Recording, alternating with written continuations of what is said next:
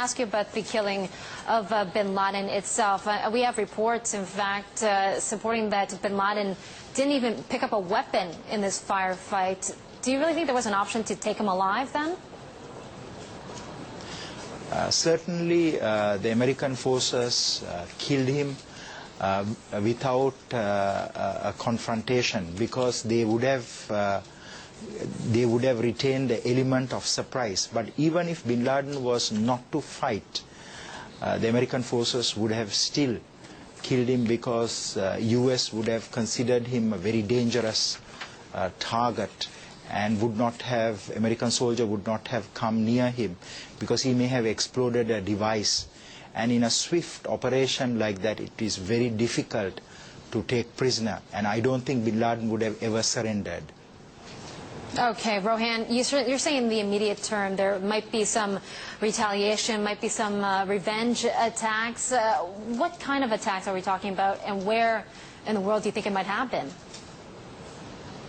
It is very likely that there will be medium to small scale revenge attacks or attempts to do terrorist attacks in the Muslim world, especially in countries like Pakistan, countries like Yemen, Somalia.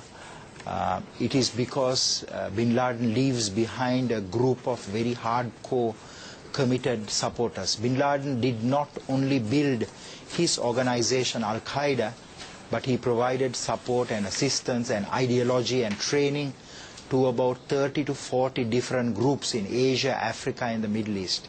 It is in those countries where he leaves behind a very large, significant number of supporters and of people who are willing to fight on his behalf.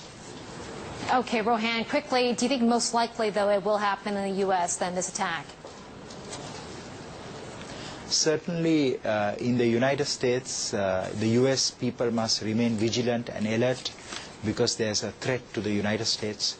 But certainly, the U.S., for the U.S. government and the U.S. people, this is a huge relief that bin Laden has been killed, because it took 10 years, nearly 10 years after 9/11 for the Americans to locate and to neutralize this deadly target.